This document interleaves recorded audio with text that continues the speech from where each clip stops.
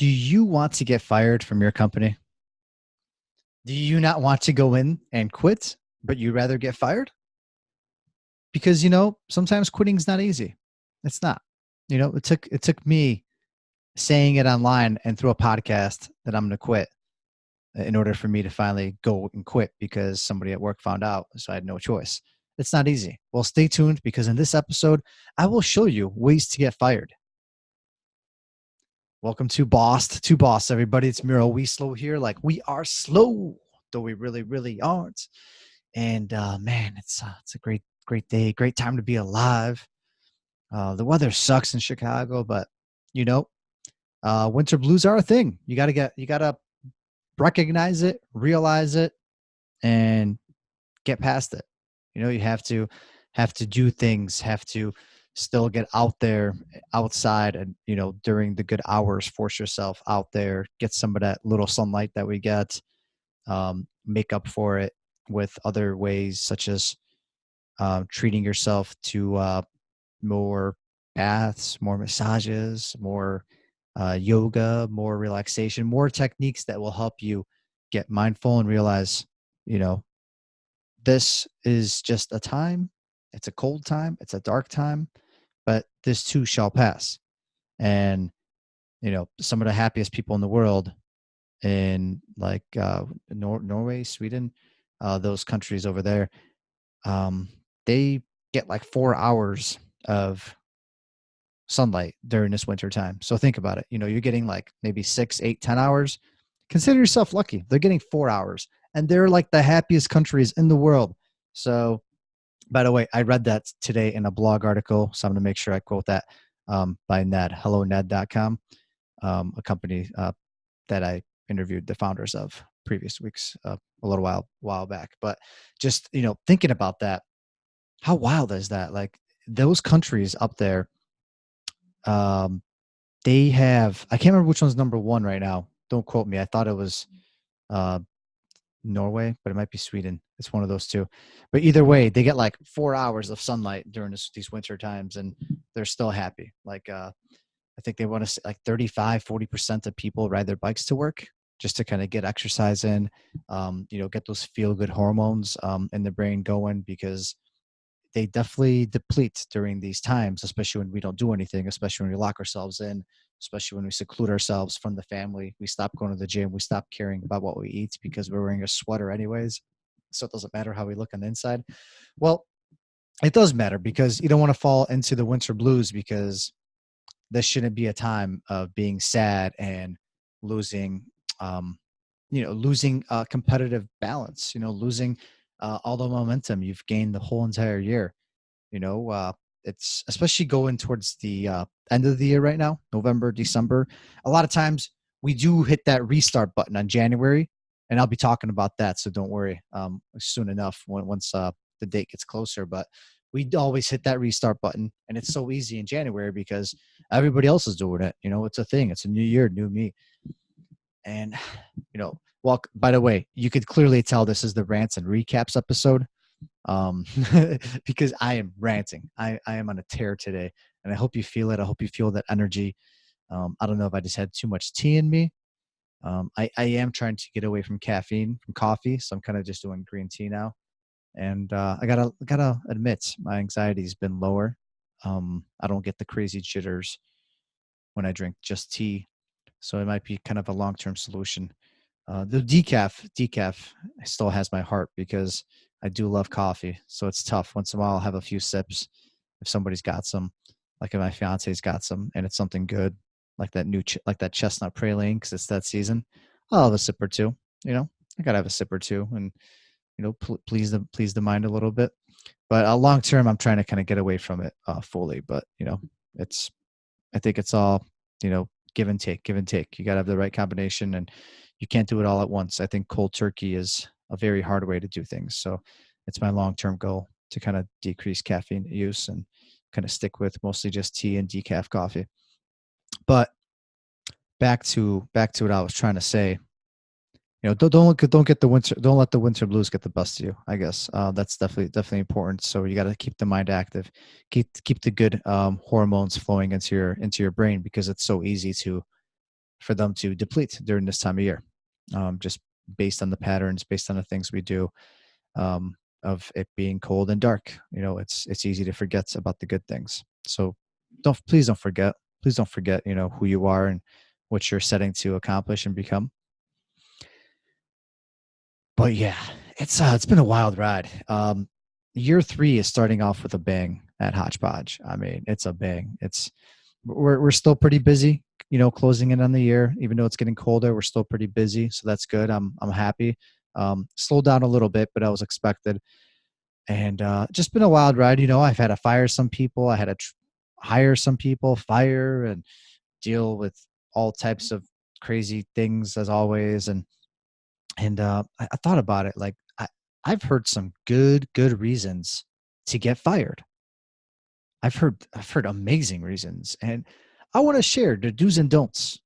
This section of the show for this week will be the do's and don'ts of trying to get fired and not getting fired.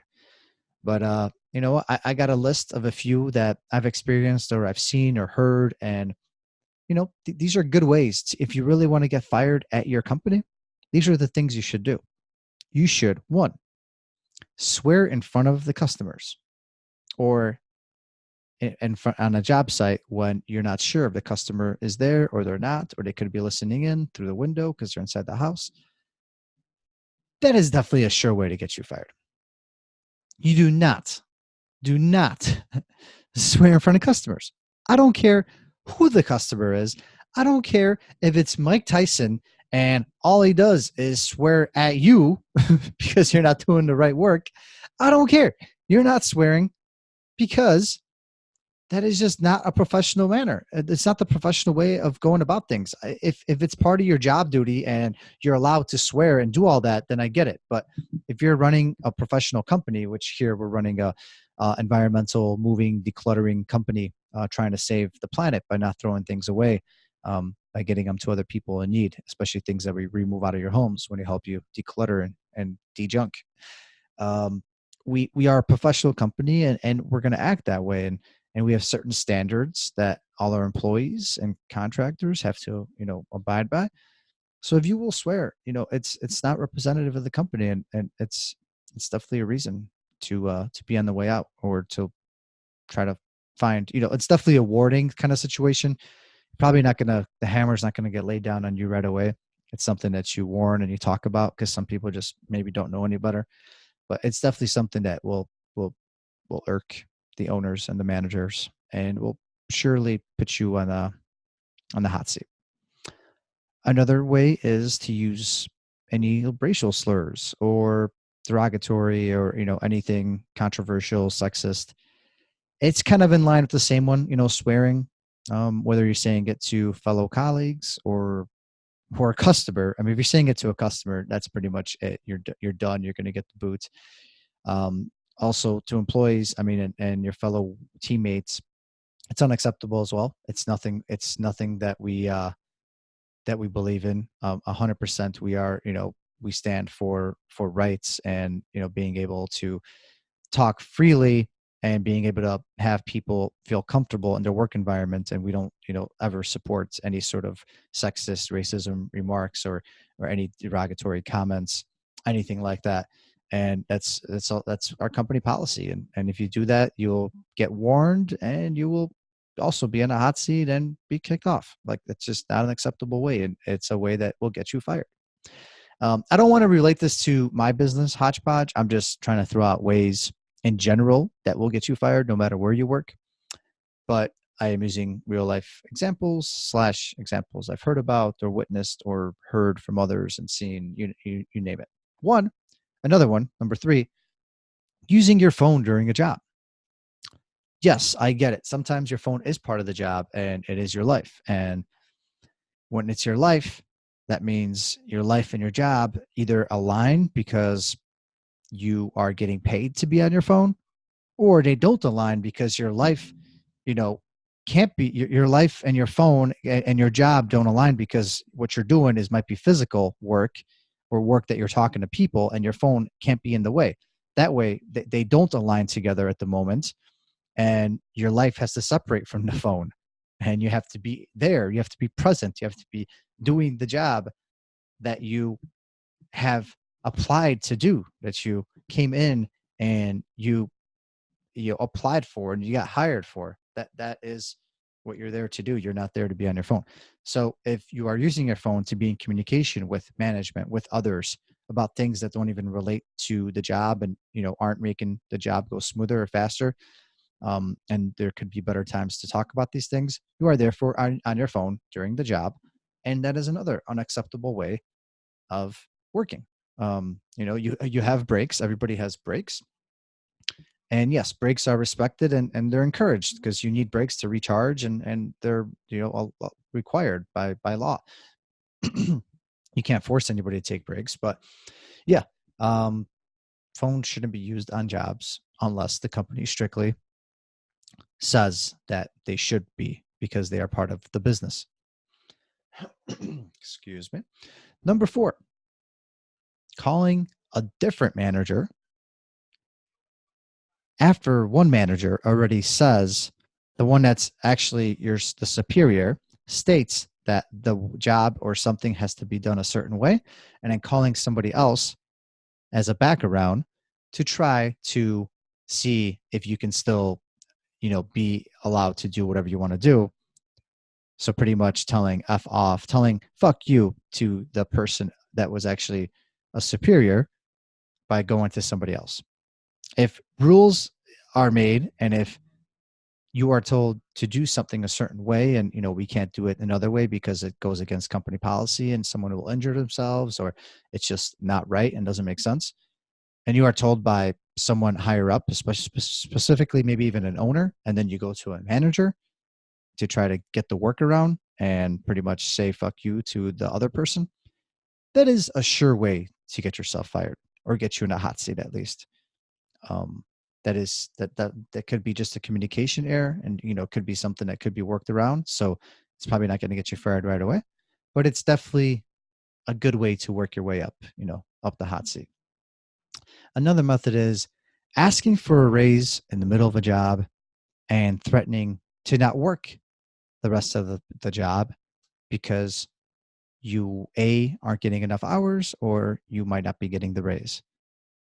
That is definitely a sure way to get yourself fired. It might not happen right away, because there's nothing worse than firing in the middle of a job and the customer having to witness it. I'm not about that life, and I don't think most people are, unless it's like detrimental and there's something serious going on, and then I get it. But why would you ask for a job and a raise in the middle of a job? Like, first, that shows that you aren't focusing on the job. You are on your phone because you're asking, and then you're threatening because you're not going to finish the job. Like, that's like a triple whammy. Like, how do you expect to continue working if you're doing that? I mean, you shouldn't. You shouldn't. I mean, it's a great way to get you fired. So if that's what you're looking for, it's a great method, great way. Um, but yeah, that's a good one. It's a good one. I definitely look forward to getting more requests like that. Another one is asking for a raise and then not showing up the following day. That is another superior way of getting yourself in the hot seat and possibly fired if enough warnings have been made. If you're going to ask for a raise, why wouldn't you back it up and show why you deserve it? How do you not show up the next day? It happens. This is a common theme. I mean, maybe not in every industry, but it happens. And then later you hear about why didn't that person get the raise, and you almost don't even know where to start trying to explain it. I mean, I'm not even going to explain it to you here right now, because it's a waste of breath, but it's a good one. It's a good one. Next, moving on to number 7, setting demands about what kind of jobs you will do. I get it. If you are LeBron James, if you are Stephen Curry, if you are, you name it, Garrett Cole, Greg Maddux, some of the greatest players whatever, Randy Moss, Tom Brady. You will set expectations. Yes, it's part of your contract. It's part of your negotiations. If you don't want to practice, if you're Allen Iverson and we talking about practice, if we talking about practice and you're Allen Iverson, I get it. Do what you want to do. Go have fun with your millions of dollars. But if you're working a job that's highly in demand and there are a lot of other people waiting in the trenches, waiting to get an opportunity, waiting to be part of the team, and you're going to come in and give expectations about you only want to do certain kinds of jobs and you won't do this because there might be something else, like for example doing a job because it has stairs, giving setting. I was told one time that someone wouldn't do a job if there were any stairs on the job. You're going inside and out of houses and buildings and moving things, and you expect to not ever run into stairs. Yeah, I mean, it's a head scratcher. It's definitely a head scratcher. It's a good one. I hear we hear that we hear the damnedest things. We really do. Um, and especially setting demands after you get fired. But you think you didn't get fired because you think you quit, and then you come back with demands and you ask for a raise at the same time. It's amazing. We live in a beautiful, beautiful world, and hope you appreciate it. Number 8, telling management how to run their company, especially if it's the owners too. That is a beautiful and amazing way to get fired. I love it. There's the right way to do it, and it's setting a meeting with management, having the open door policy, which we do, which a lot of people do, and I highly encourage because I think it's amazing. You want to make sure you feel that the environment is open, and encourage others to talk and speak up because you want to make things better. I want to make things better. I want to hear about everything that's going wrong. I want to know what we can do in our power as the leaders of the company to make things better, things that are reasonable though and make sense. But you don't do it in the middle of a job, especially if there's customers present, especially if this is something that the company's been doing for a long time and it has been done by others and replicated numerous times. And then you tell management in the middle of the job, even to their face, that this should be done a better way and that a better way. Yeah, I get it. We want to hear tips. We want to hear solutions. And I encourage that. And I think that's the greatest thing ever when employees care. But when you're saying that it's done a wrong way and that you know better ways and that you shouldn't be doing this kind of work and that that it wasn't properly scheduled or properly planned, and especially on a job site where there's customers around, where there's people around. Yeah, that's a great way. It's a great way to get fired. I hope you enjoyed my mini little list. There are definitely more methods of getting fired. There are definitely more methods. I kept the list kind of short. I just wanted to point out some juicy ones. There are numerous other ways to get fired. Trust me. If you want to know, let me know. One way, like I did, is I never got fired. I quit, but I talked about it online on my podcast, and then I had no choice but to quit. But that's a little bit different. But if you're looking to get fired, please let me know. It's not that hard. It really isn't. There's other careers out there that hopefully you love more. And honestly, you shouldn't be doing something that doesn't make you happy anyways. You shouldn't be. If you really, really don't like your job, walk in there, call them up, quit. Don't cause an ass. Don't make yourself look like an ass. Don't be an ass face or whatever, face ass. Don't be that person. Don't. You're gonna get talked about, and others are gonna look at you and point and laugh. Don't do it. Don't be that person. Walk in, quit if you don't like the job and you don't like what you're doing. There's others hungry and waiting and ready to get paid and be part of a team. I would like to say that this does not reflect on Hodgepodge today. This podcast is strictly just my thoughts, experiences, feelings, things I've heard from others, seen. It's just observations, and I hope you got a good kick out of it, because these are things that do happen. They happen constantly, and you should be prepared. Especially as a business owner, you should be prepared for every and little thing that's possible out there, because I'm telling you, they get better and better day by day. All right, y'all. Another episode of Boss to Boss Rants and Recaps. If you're listening, especially on iTunes, please check out the podcast. Scroll to the bottom. Click one of the not one, hopefully 5 stars, but click on it, write a review. It means so much to us. Any little word you can say. We're a growing podcast. We've got so many listeners and subscribers now. I want to thank every single one of you. Things are really taking off, and it's just been such a pleasure, so much fun talking to every single one of you.